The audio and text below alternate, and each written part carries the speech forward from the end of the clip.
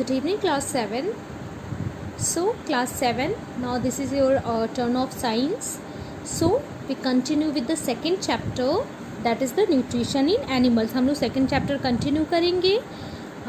In my previous class, I discussed the digestive system. मैंने digestive system क्या होता है, उसमें क्या क्या होता है, वो हमने डिस्कस किया था.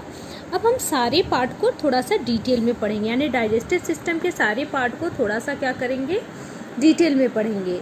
So let's start. सबसे पहले हम माउथ से बात करते हैं और buccal cavity.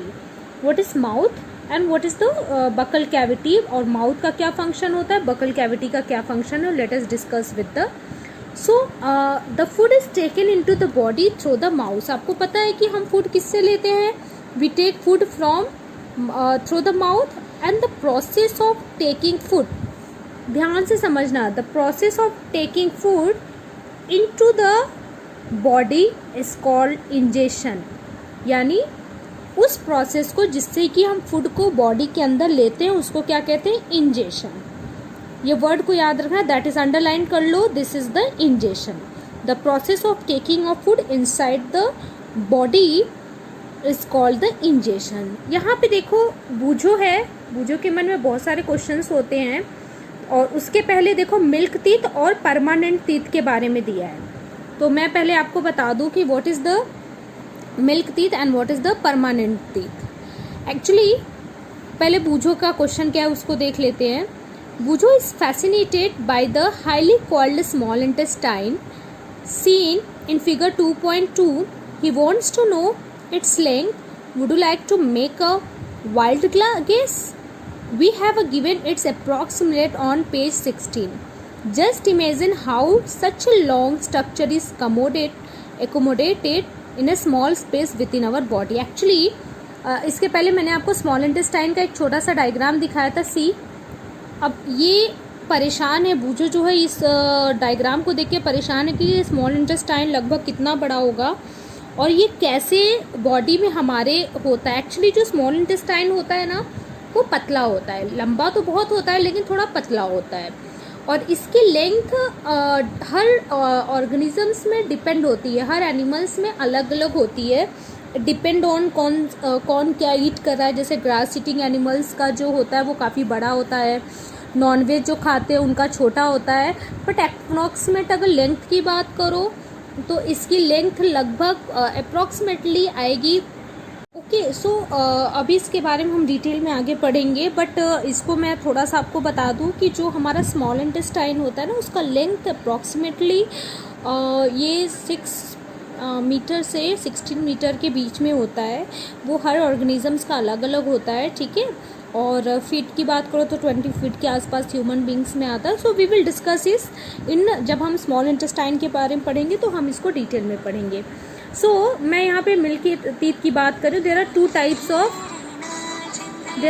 Types of teeth, the milk teeth and the permanent teeth. Milk teeth क्या होता है, जब बच्चा, जो छोटा सा बच्चा होता है ना, इन्फेंसी, जब छोटा सा बच्चा जन्म लेता है उसके कुछ दिनों बाद जब उसके पहला दांत आता है, और उसके बाद वो जब 6 to 8 साल का होता है तब उसका जो टीथ होता है, पहला टीथ जो निकलता है वो 20 होता है, उसे हम लोग मिल्क टीथ बोलते हैं, ठीक है.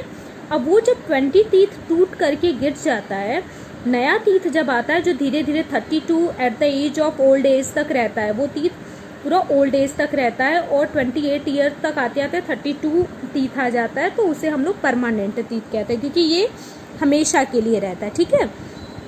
सो हम लोग बात कर रहे थे इंजेशन की. We chew the food with the teeth and break it down mechanically into small pieces.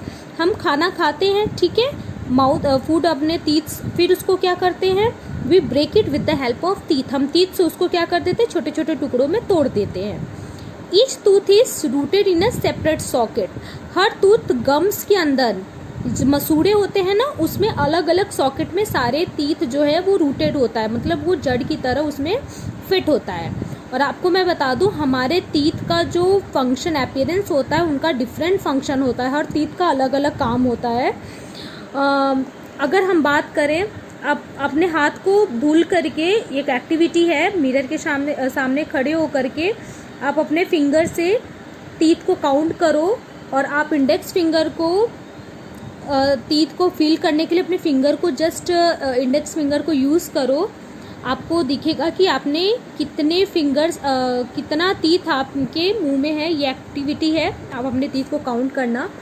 और आप ध्यान देना कि आप इसमें एक एप्पल ले लेना एंड एक ब्रेड ले लेना।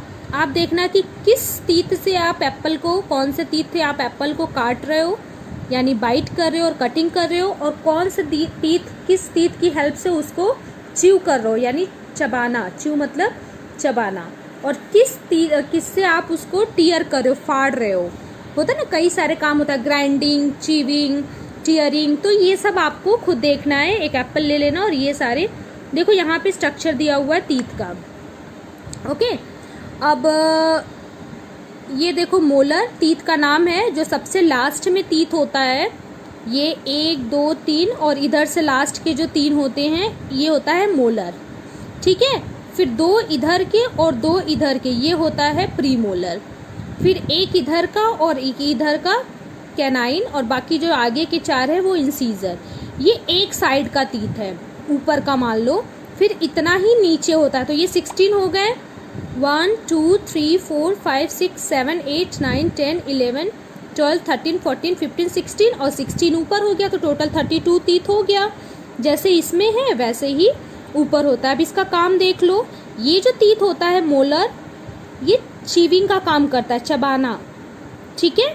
उसके बाद ये जो सबसे आगे वाला होता है incisor, that help in the biting, bite करने के लिए होता है। ये जो सबसे नुकीला टीथ होता है कैनाइन, ये कैनाइन क्या काम, फंक्शन क्या होता है, चीड़ना, फाड़ना यानी टीयरिंग करना।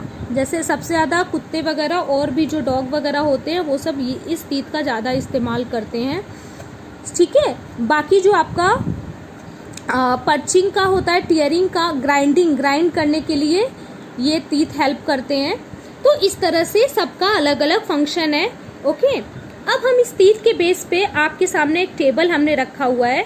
ये है आपका लोअर जॉ यानी नीचे का टीथ, और ये ऊपर का टीथ है। अब आप पहले तो एक्सपेरिमेंट करोगे और इस टेबल को खुद ही भरोगे कि कितने टीथ हैं कटिंग और बाइटिंग के लिए, कितने टीथ है ऊपर और कितने नीचे, टोटल लिख करके आप यहाँ पे टोटल टीथ काउंट करोगे। फिर आप इसे एज अ होमवर्क आप ये काम करोगे, ठीक है। So our mouth has the salivary glands, हमारे माउथ में सलाइवरी ग्लैंड है, जिससे क्या निकलता है, सलाइवा, ठीक है, सलाइवा निकलता है। Do you know action of saliva on food? Let us find out. Okay, now it's the new topic, so I think it's very new for you, so we will discuss it new chapter, new class. So today we have discussed about the ingestion and we have discussed about the teeth. हमने आज क्या पढ़ा, arrangement of teeth और ingestion के बारे में पढ़ा। In next class we will study the next topic, that is the starch, and then we have discussed the next tooth, what is tooth decay and what is the saliva. All this we have discussed in next class. Thank you class.